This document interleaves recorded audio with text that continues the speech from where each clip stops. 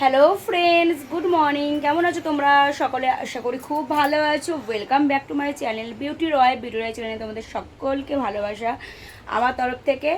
তো চলো, ইন্ট্রো দেওয়া হয়ে গেছে, এবার ঘরের কাজকর্মগুলো করব। ঘরের কাজকর্মর মধ্যে আমার ঘর পোছা, ঘর ঝাড় দেওয়া, ঘর পোছা, তা সমস্ত কাজই হয়ে গেছে, শুধু রান্না করাটা বাকি আছে। তো চলো রান্নাটা করে নিই, তোমাদের সাথে কি রান্না করছি না করছি সেগুলো শেয়ার করব। তোমরা ভিডিওটা দেখতে থাকো, আশা করি খুবই ভালো লাগবে। আর অনেক দিন পর ব্লগ বানাচ্ছি তোমাদের জন্য। তো চলো, এখন আমি কি রান্না করি না করি তোমাদেরকে সকলটাই দেখাবো। কেন, বাবু গেছে ওর বাবার সাথে একটু বেরবেরু করতে, তো সেই সুযোগে আমি সমস্ত কিছু কেটে নিই। আর কাটা হয়ে গেলে তারপর রান্নাটা চাপাবো। আর এখন এইমাত্র জাস্ট কি এসছে দেখাচ্ছি তোমাদের। একটা চাদর এসেছিলো 200 টাকার।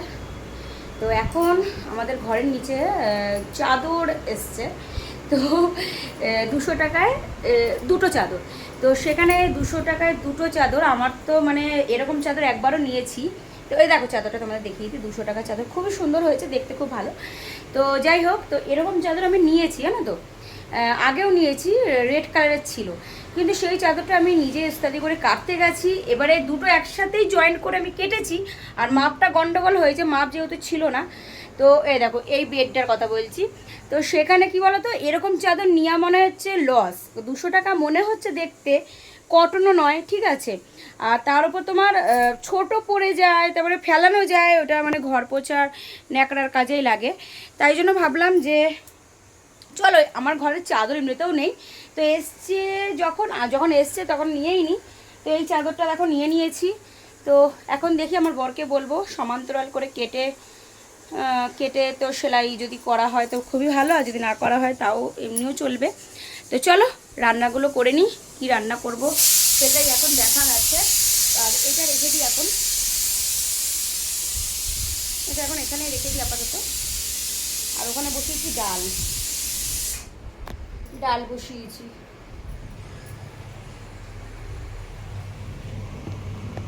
তো চলো এখন আমি সব কিছু কেটে নিই, কেটে তারপরে এখন কড়াইটা চাপালাম।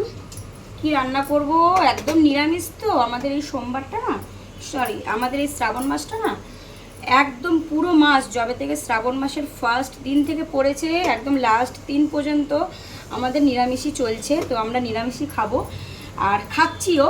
তো মাছ, মাংস, ডিম, পেঁয়াজ, রসুন এসবের মুখ আমরা দেখিনি হচ্ছে প্রায় 1 মাস হতে চললো। আর মাস শেষ হতে আর 1 সপ্তাহ মতন বাকি। তো 1 সপ্তাহ হয়ে গেলে মাস শেষ হয়ে যাবে, তারপর সব কিছু খেতে পারবো। অনেকে দেখছি সোমবার তো করছে, অনেকে না বেশিরভাগ মানুষকেই দেখছি সোমবার তো করছে, কিন্তু পেঁয়াজ, রসুন, মাছ, মাংস সব কিছু খাচ্ছে। আমরা একদম পিওর সোমবার মানছি, তো সেখানে কিছুই খাচ্ছি না। যদি আমাদের ভগবান শঙ্কর দেখে তাহলে তো খুবই ভালো হবে, আর যদি না দেখে তাহলেও গেল।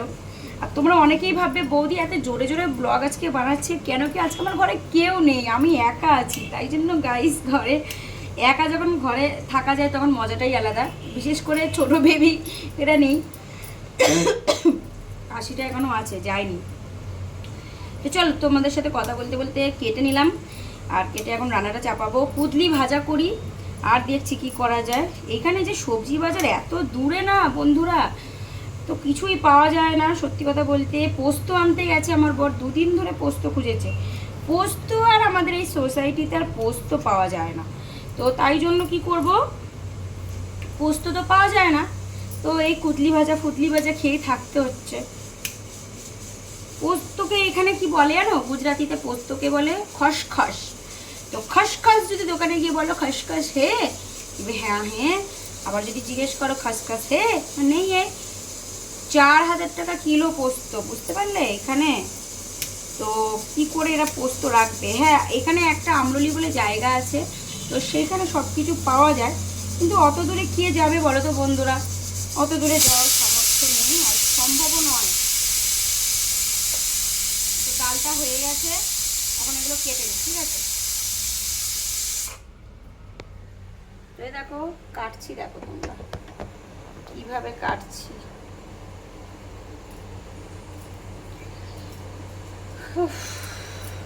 চাদর আনতে গিয়ে দেরিটা হলো, নাহলে এতক্ষণে রান্না হয়ে যেতে পারে। আমি মানে ভেবে পাচ্ছি না কোনটা ছেড়ে কোনটা নেবো। সবই সুন্দর, কিন্তু সুন্দর হলে কী হবে, ওই একটাই প্রবলেম, চাদর ছোট পড়ে যায় ঠিকঠাক না কাটতে পারলে। যদি একটু ছোট বেড হয় তাহলে দুটো ঠিক হয়, কিন্তু দেখছি মাপ নিয়ে কাটতে হবে এবারে।